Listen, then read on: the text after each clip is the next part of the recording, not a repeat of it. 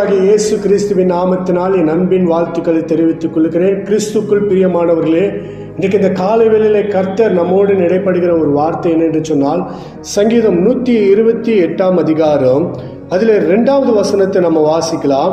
உன் கையின் பிரயாசத்தை நீ சாப்பிடுவாய், உனக்கு பாக்கியமும் நன்மையும் உண்டாயிருக்கும் என்று வேதம் சொல்கிறது. கிறிஸ்துக்குள் பிரியமானவர்களே, இன்றைக்கு கர்த்தர் நீ கையிட்டு செய்கிற உன் கையின் பிரயாசத்தை கர்த்தர் ஆசீர்வதிக்கிற தேவனாய் இருக்கிறார்.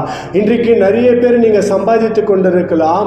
நீங்க நல்லா சம்பாதித்து கூட குடும்பத்தில் அநேக கடன் பிரச்சனையினாலே அந்த வருமானத்தில் உங்களுக்கு அநேக செலவுகள் வருவதனாலே அது உங்களுக்கு போதுமானதா இல்லாதபடினாலே இந்த கையின் பிரயாசத்தினாலே உழைக்கிற ஒரு சம்பாத்தியத்தை கர்த்தர் அவர் இரட்டிப்பான நன்மையினால் கர்த்தர் உனக்கும் எனக்கும் தேவன் உதவி செய்கிற தேவனாய் இருக்கிறார்.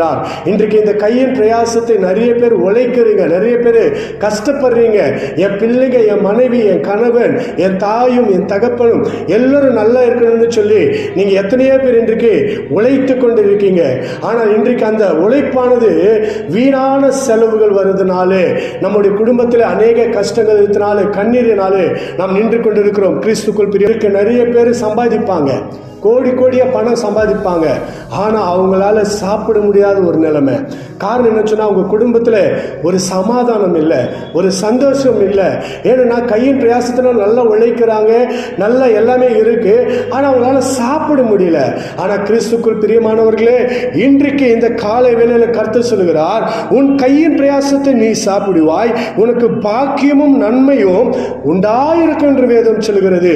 இந்த பாக்கியமும் நன்மையும் நம்முடைய வாழ்க்கையில நம்ம கிடைக்கணும்னு சொன்னா கர்த்தரை முதலாவது நம்ம தேடணும். கிறிஸ்துக்குள் பிரியமானவர்களே, இன்றைக்கு இந்த காலை வேளையில கேட்டுக்கொண்டிருக்கிற என் அன்பு சகோதரி, என் அன்பு சகோதரனே, உங்களுடைய கையின் பிரயாசத்தை கர்த்தர் ஆசீர்வதிக்க வேண்டும் என்று சொன்னால் இந்த நாளில் நாம் எல்லோரும் செபிக்கலாமா? கண்களை மூடி நாம் செபிப்போம். எங்கள் அன்பின் பரலோக பிதாவே, உமக்கு நன்றி செலுத்துகிறோம். இந்த நாளில் ஆண்டவரே கொடுக்கப்பட்ட ஒரு வார்த்தை ஆண்டவரே, இன்றைக்கு உன் கையின் பிரயாசத்தை நீ சாப்பிடுவாய், பாக்கியமும் நன்மையும் உனக்கு உண்டாயிருக்கும் என்று சொன்னீர் ஆண்டவரே. ஆமாண்டவரே, இன்றைக்கு ஒழிக்கிற ஒவ்வொரு பிள்ளைகளுடைய கையின் பிரயாசத்தை கர்த்தர் இரட்டிப்பான நன்மையினாலே நீர் முடிசூட்டும்படிக்காய் செபிக்கிறேன் அப்பா. நீர் பொறுப்பெடுத்து வழி நடத்தும். இயேசுவின் நாமத்தினால் செபிக்கிறோம் எங்கள் ஜீவனுள்ள நல்ல பிதாவே, ஆமென். God bless you. கர்த்தர் உங்களை ஆசீர்வதிப்பாராக.